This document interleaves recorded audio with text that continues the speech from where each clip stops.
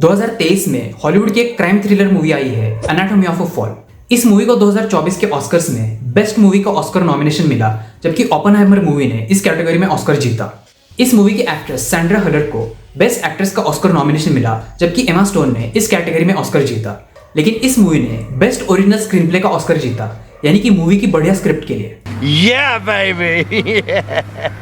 तो मैंने ये 2 ऑस्कर नॉमिनेशंस और 1 ऑस्कर विनर वाली मूवी देखी, तो देखते हैं कैसी है ये मूवी।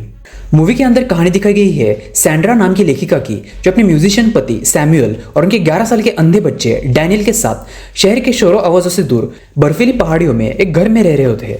वो इसलिए ताकि सैंड्रा अपनी राइटिंग पे फोकस कर सके और सैमुअल अपने म्यूजिक पर। लेकिन एक दिन जब सैंड्रा घर आती है तो उसे सैमुअल की लाश मिलती है।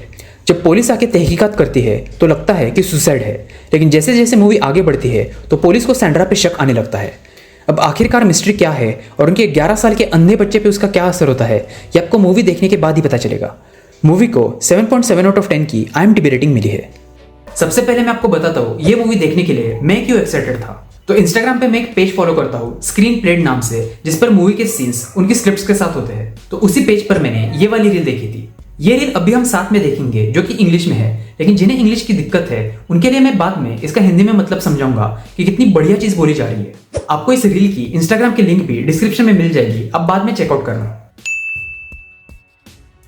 You leave Daniel out of the game here. This is not about Daniel. I do not impose anything on Daniel. You made us live here among the goats. You complain about the life that you chose. You are not a victim. Not at all. Your generosity conceals something dirtier and meaner. You're incapable of facing your ambitions and you resent me for it, but I'm not the one who put you where you are. I've nothing to do with it. You're not sacrificing yourself, as you say. You choose to sit on the sidelines because you're afraid. Because your pride makes your head explode before you can even come up with a little germ of an idea. And now you wake up and you're 40 and you need someone to blame. And you're the one to blame. You're petrified by your own fucking standards. And your fear of failure. This is the truth. You're smart. I know you know I'm right. And Daniel has nothing to do with it. Stop it!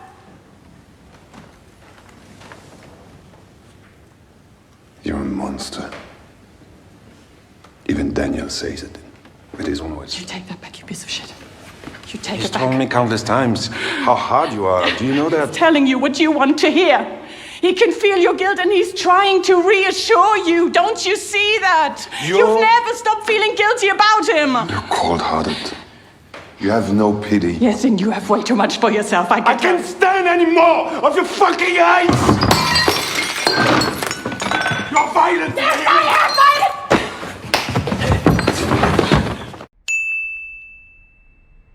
इस scene में Sandra अपने पति से कहती है, तुम हमारे बेटे पे चीजें तो डालो ही मत। तुमने हमें यहाँ पर आकर रहने के लिए कहा, यहाँ पर पहाड़ियों में भेड़ बकरियों के बीच शहर से इतना दूर। तुम ऐसी जिंदगी के बारे में कंप्लेन करो ही मत जो तुमने खुद चुनी है। ये विक्टिम कार्ड किसी और को जाकर दिखाना। तुम्हारी खुद के सपने फेस करने में फटती है और तुम यहाँ मुझे ब्लेम कर रहे हो। मैंने नहीं कहा था यहाँ आकर रहने के लिए। तुम अपने सपनों के लिए जरूरी सैक्रिफाइसेस नहीं कर रहे।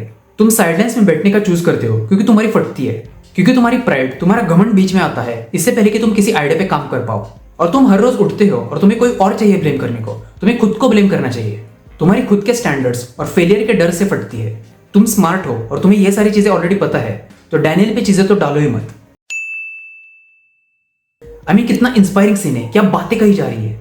The millionaire fast lane book में भी बताया गया है कि कुछ लोग साइडलाइंस में बैठने का चूज करते हैं और कुछ लोग फास्ट लेन।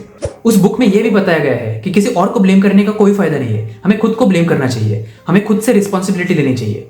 आज हम जिंदगी में जिस भी मोड़ पर है वो हम खुद की चॉइसेस की वजह से है, तो किसी और को ब्लेम करने से कोई फायदा नहीं है। एनाटॉमी ऑफ अ फॉल के उस सीन की रील मुझे काफी इंस्पायरिंग लगी और मैंने अपने मोटिवेशनल पोस्ट्स में इंस्टाग्राम पे सेव करके रखी है। और उस रील के डिस्क्रिप्शन में यह लिखा है, the scene that sealed Sandra Huller's Oscar nomination in Anatomy of a fall.